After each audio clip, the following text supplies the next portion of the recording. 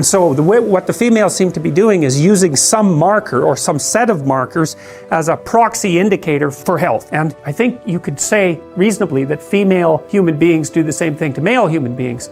And there's some of that vice versa too. Like we evaluate each other, for example, for symmetry, which is one of the elements of beauty, because healthier people tend to be more symmetrical. And lots of animals use symmetry. Butterflies won't mate with another butterfly if it deviates from symmetry by the tiniest amounts you can imagine. So symmetry is a marker, and there's other markers like shoulder width to waist width is one, and waist width to hip width is another. That's usually what males use that to evaluate females in part. So there's lots of markers of health, but it also looks to me like the data worldwide seems to indicate that women, so imagine that women mate across dominance hierarchies and up, socioeconomically speaking, and on average across cultures, women go for men who are about 4 to 5 years older. You know, it varies. In the Scandinavian countries, that's shrunk a little bit, but not that much. And in other cultures, it's bigger. I would say that depends to some degree on difficulty of establishing economic independence, right? Because in richer countries, it's easier to have enough economic independence if you're a male to be a useful participant in the process of having children. But it doesn't matter. Cross-culturally, it's still across and up, where men mate across and down. They don't care much about socioeconomic status. It doesn't seem to be part of their selection method,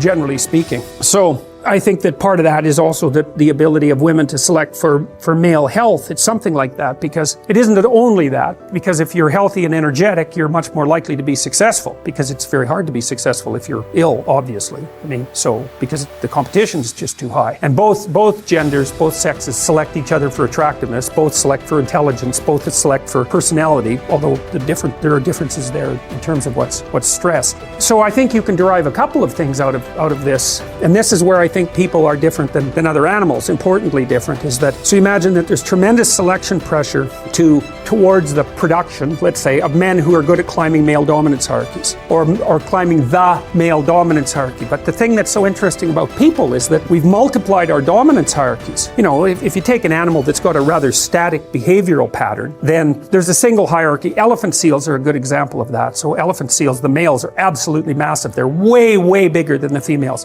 And they basically have harems, roughly speaking. And they use physical prowess as their marker of status, essentially. And obviously size is a huge part of that, because otherwise the male elephant seals wouldn't be. They're massive, these things. They're absolutely enormous. And so it's just power / health, you know, maybe aggression, something like that. It's whatever makes them more suitable for the kind of physical combat that elephant seals engage in. And the degree to which power is associated with dominance status in those sorts of situations seems to be associated with the size differential between males and females. So the more power is an issue with regards to male competence, the larger the males are compared to the females, and the more likely the males are going to have a harem relationship with the females. And you see that a little bit in human beings, because men are bigger than women. They're not overwhelmingly bigger. That's sexual dimorphism.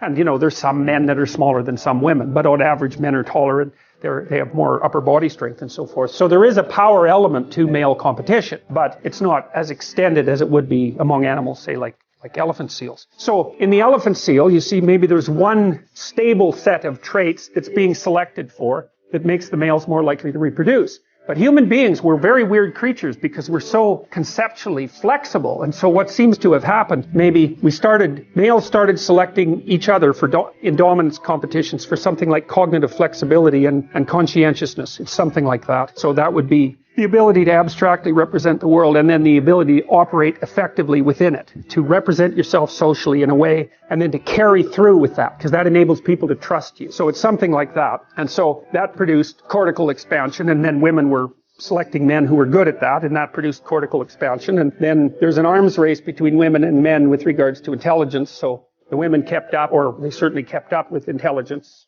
as the evolutionary cycle continued.